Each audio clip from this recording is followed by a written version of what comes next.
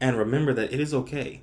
It is okay to change majors. It is okay to question your major, to question if you are still interested in this specific field of study. It is okay to ask yourself those questions. It's important to ask yourself those questions. It's a necessary part of the college experience. And I feel like a lot of times what happens is people think that, oh, I went in for this one thing, I have to stick to this. I'll let you in a little secret. Very rarely do people actually stick to the one thing they thought they were going to do when they first entered college.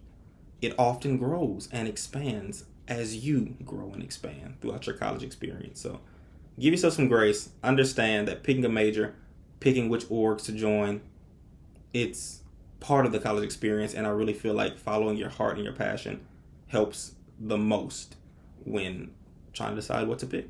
The next question: how do you find scholarships? I actually forgot I put this question in here, but at the time that I received this question, this person was trying to apply for scholarships for college. They were going into their senior year, second semester, trying to apply for scholarships to pay for college. Now, I'll probably do a separate video on scholarships specifically because there are so many different layers to that.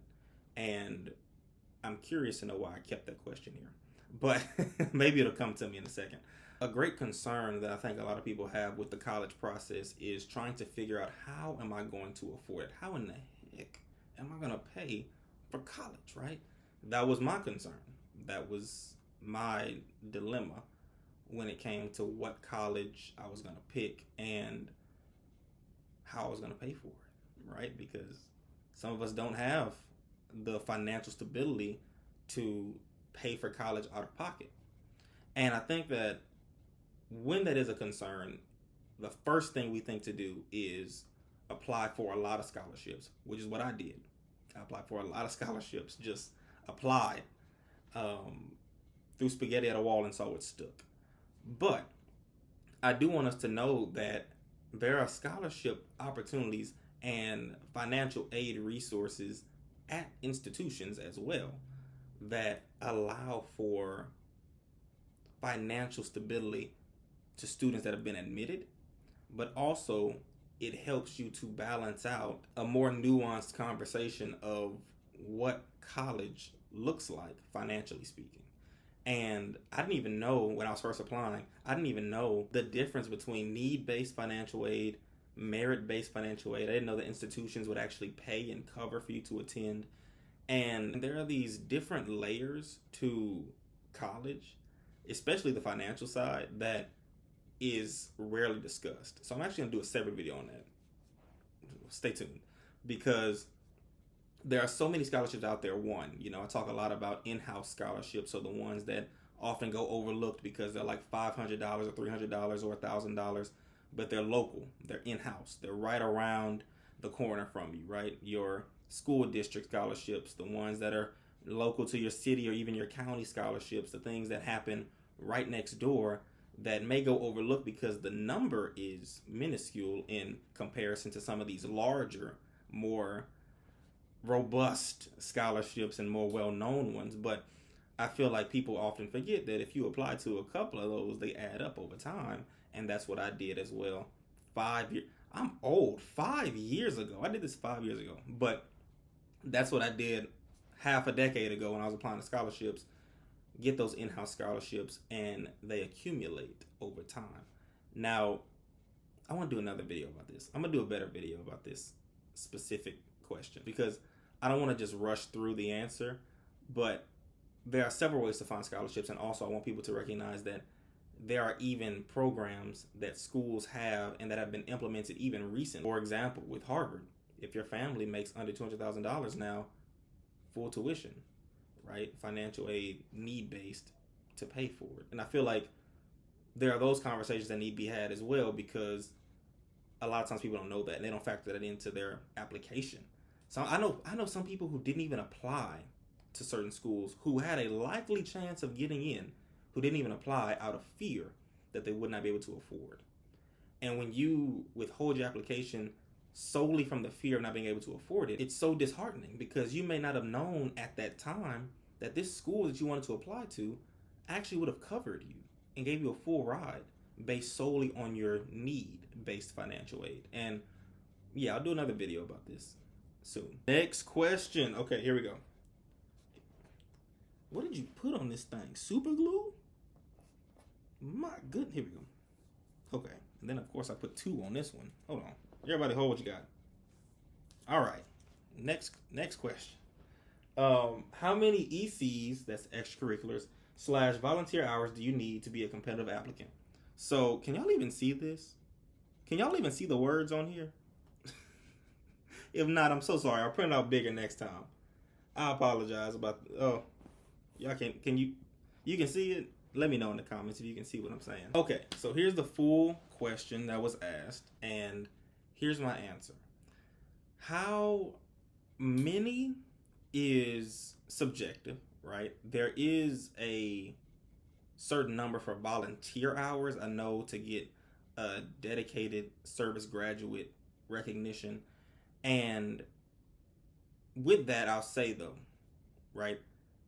If you're going to volunteer, do it for the right reasons, first off, but also understand that there is no magic number to be competitive. What makes you competitive is your story.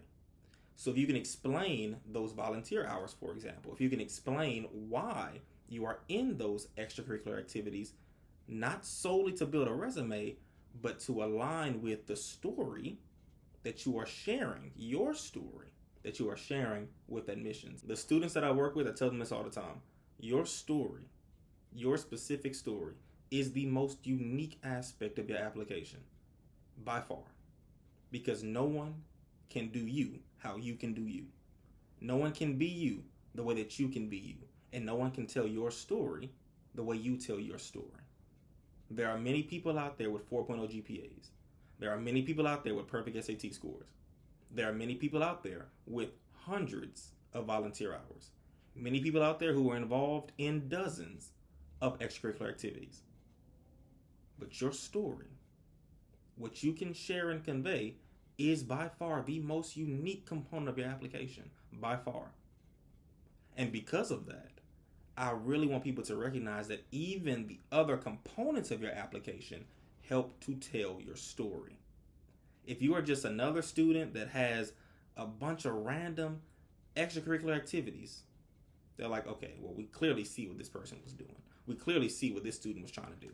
And give us a packed resume filled with nothing but aimless ambition. That's what they'll say.